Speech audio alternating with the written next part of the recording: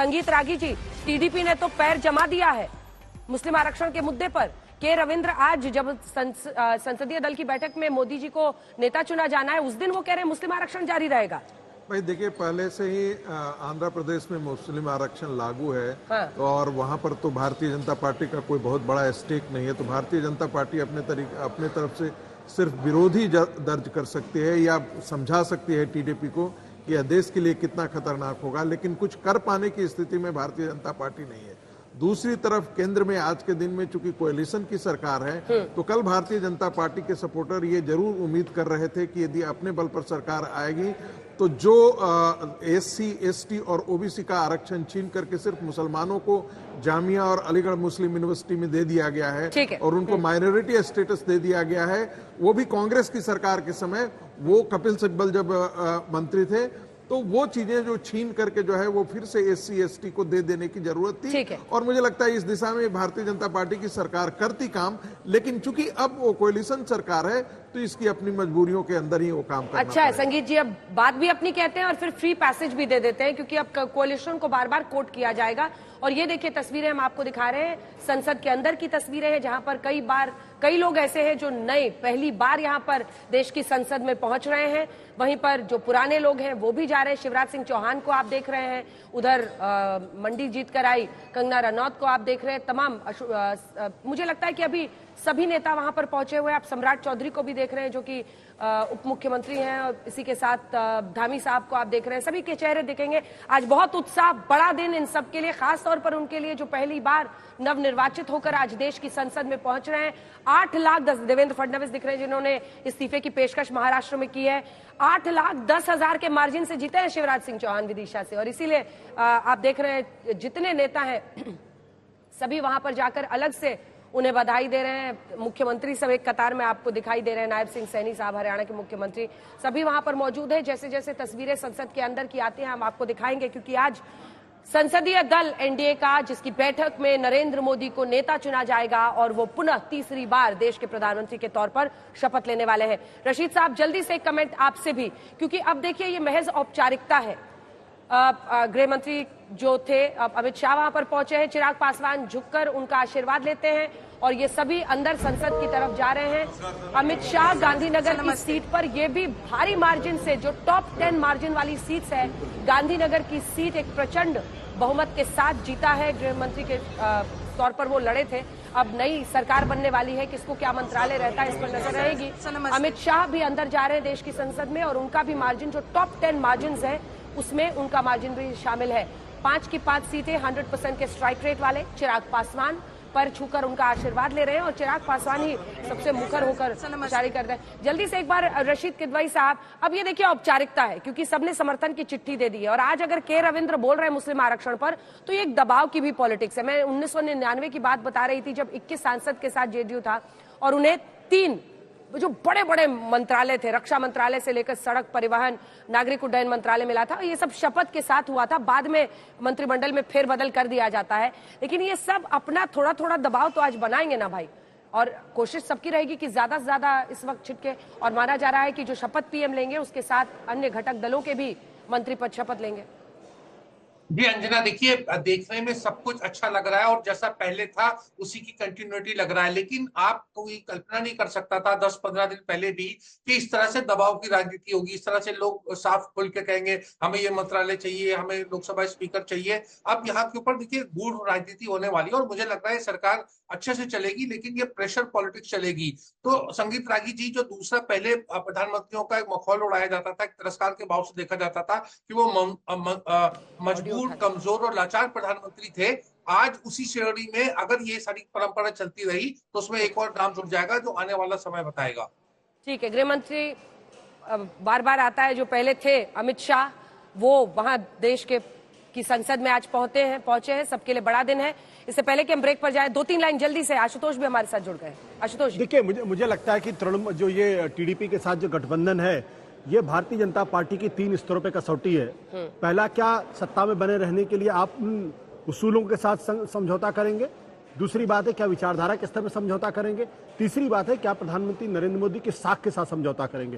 क्योंकि पूरे चुनाव के दौरान भारतीय जनता पार्टी, प्रधानमंत्री नरेंद्र मोदी और अमित शाह ने केरल से जो एकमात्र आपको टोक रही हूँ, एकमात्र उनके सांसद चुनकर जल्दी से एक एक करके हम आपको तमाम नेता दिखा रहे हैं। नायब सिंह सैनी आप देख रहे हैं, हरियाणा के मुख्यमंत्री जो वहां पर पहुंचे हैं। हिमांशु हमारे साथ, हमारे सहयोगी इस वक्त जुड़ गए हमारे साथ।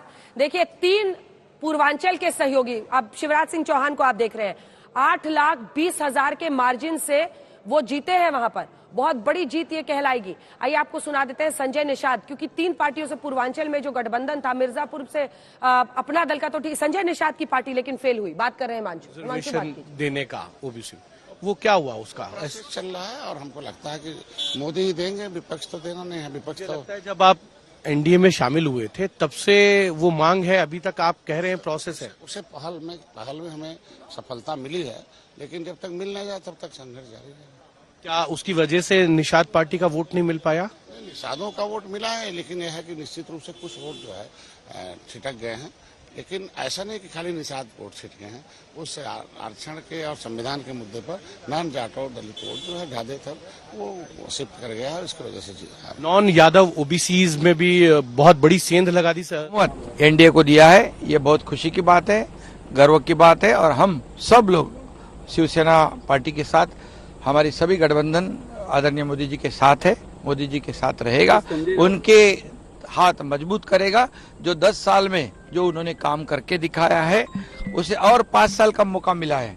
ये देश के लिए बड़ी गर्व की बात है, क्योंकि देश का विकास उन्होंने 10 साल में जो किया है वो पिछले 50-60 सालों में नहीं हुआ। ये तो सभी लोग जानते हैं। और 5 साल का जो मौका मिला है, लगातार तीसरी बार प्रधानमंत्री होने का मौका मोदी जी को मिला है। ऐतिहासिक क्षण होगा और इसलिए आज की बैठक भी बहुत ही महत्वपूर्ण है।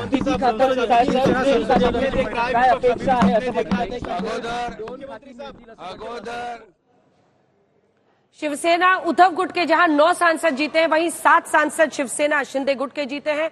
और ये अभी तक जो मिली जानकारी है उसके मुताबिक शायद 2 कैबिनेट पद की मांग कर रहे हैं। लेकिन हम आपको बता दें, सरकार में जेडीयू की हिस्सेदारी पर नीतीश बात करेंगे, नीतीश कुमार ही बात करेंगे। और आपने सुना भी, जेडीयू विधायक जो संसदीय दल की बैठक हुई उसमें कोई नेता नहीं चुना गया है, तो नीतीश कुमार ही ऐसा प्रतीत होता है कि डायरेक्टली बात करेंगे। मंत्रिमंडल में जेडीयू के कोटे पर बात सीधा नीतीश कुमार करेंगे। अब एक बार आपको बता देते हैं, शिवराज सिंह चौहान को आप देख रहे हैं, 8,20,000 वोट के मार्जिन से जीते हैं ये विदिशा वैसे भी पारंपरिक रूप से सीट एक रही है सुरक्षित। बीजेपी की सुषमा स्वराज, अटल बिहारी वाजपेयी सब वहां से लड़ चुके हैं, लेकिन इतना बड़ा मार्जिन उन्होंने हासिल किया। अब आप देख रहे हैं नीतीश कुमार को। देखिए, नीतीश बाबू के बारे में पूरी कहानी लिखी जा सकती है।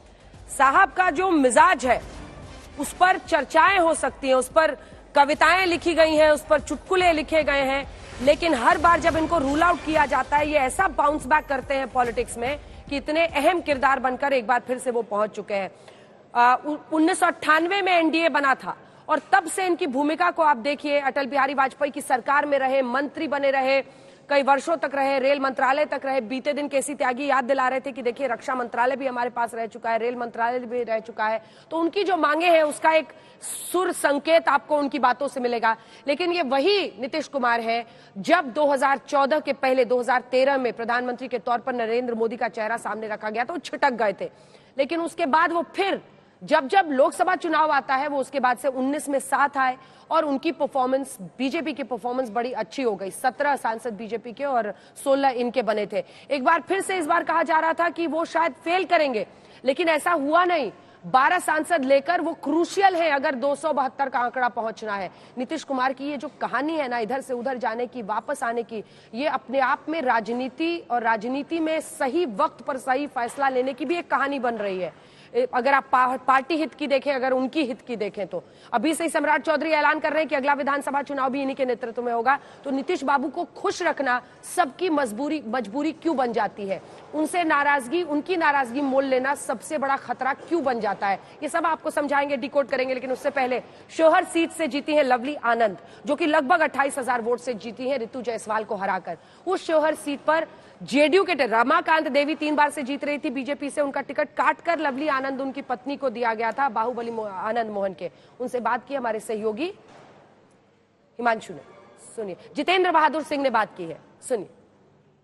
कहा जा रहा है कि 12 आप लोगों के सांसद हैं, उसमें से 4 सांसदों के बीच में एक कैबिनेट, इस तरीके की बात कही गई है। तो क्या कौन से महत्वपूर्ण मंत्रालय आप लोगों को लगता है कि मिल सकता है? वो आप ही लोगों से सुने हैं, रेल मंत्रालय, कृषि मंत्रालय, वित्त मंत्रालय, ये सब आप ही लोग से सुने।